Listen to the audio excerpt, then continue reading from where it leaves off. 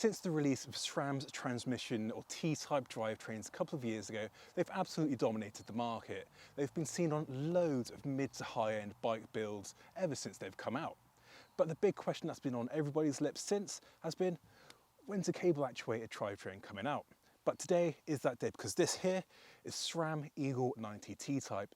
I've been riding this drivetrain for a few weeks now, so in this video I'm going to give you a few details and a small first ride review.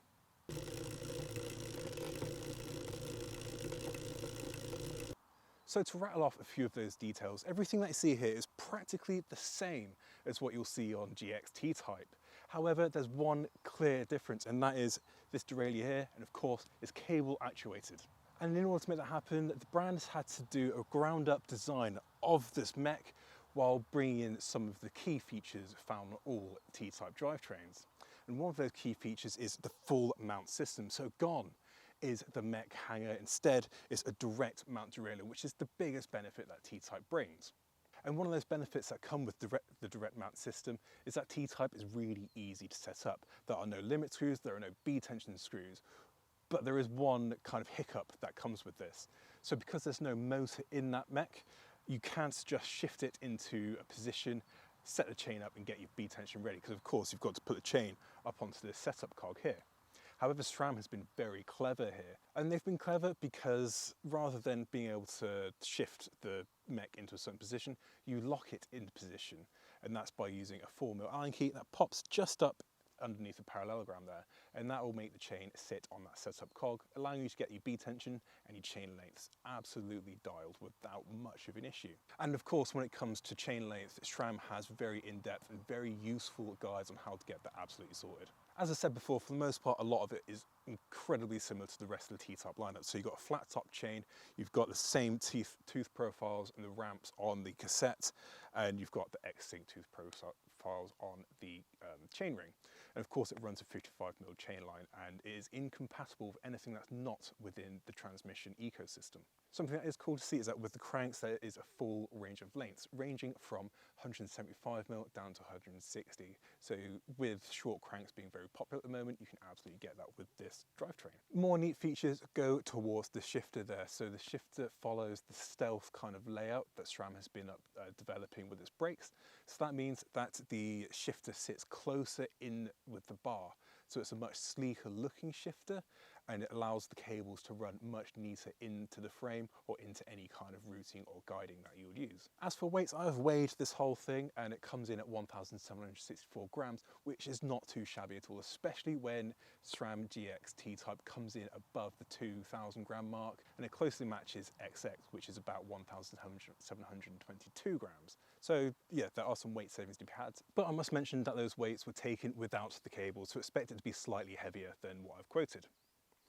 As for the price, this Eagle 90 drivetrain comes in at £655, but there's also an Eagle 70, but that is only available on bikes from the factory, but you can buy parts aftermarket if you need to replace them.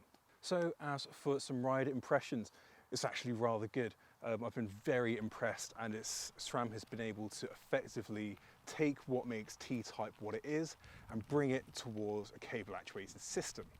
And in some ways, it might even be better than T-type Axis. Everything that I've noted from this drivetrain so far is that it is remarkably quiet, and that's mainly in the chain slap department. There is a different clutch on here, and I found that it holds the chain from like hitting the chainstay much better than on GX T-type. So when descending rowdy terrain, everything's just nice and quiet. And the same goes for shifts as well. Everything is rather slick and pretty quick, even compared to the Axis T-type, which was known for being a little bit slower. It kind of works in a similar way, where it's a bit more methodical when it comes to shifting the chain from cog to cog, but in return that allows for a very smooth shift under a lot of power, which is the main benefit that came with T-type. Of course, the derailleur is also a lot stronger, and again, there are some press materials with people standing on their mechs. With every press of a paddle, the shifts are pretty direct and very quick, which is great to see, and I'm not too hard done by the shifter only allowing for 2 downshifts per full push. You just do it a little bit more, and it's not something that I've found to be much of a problem. When it does come to problems, I'm going to admit I've not really had anything go wrong with this drivetrain so far, but I have only put in about 40k. but there are the obvious drawbacks that come with a cable actuated drivetrain, and that's cable stretch and a bit of sensitivity to cable tension. I have had some areas where it's ghost shifted or it's become a little bit noisy as it's tried to shift to a gear, but then just winding on some cable tension or loosening it up a little bit quickly fixes that.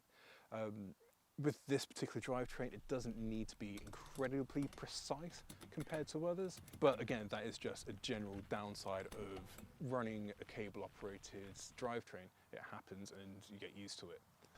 Other downsides are that while this whole drivetrain is rather light, that chainring is pretty heavy in comparison to alloy ones and just general chainrings. Again, it is stamped steel, it's built for durability, but that is quite an affordable thing to replace. So if you want to save some grams, it's very easily done. So that is a very quick first ride review on SRAM Eagle 90. If you'd like to know a little bit more, head over to the off-road.cc website. We'll have another first ride review that should be in a bit more depth. But as always, thanks so much for watching, and I'll see you in the next one.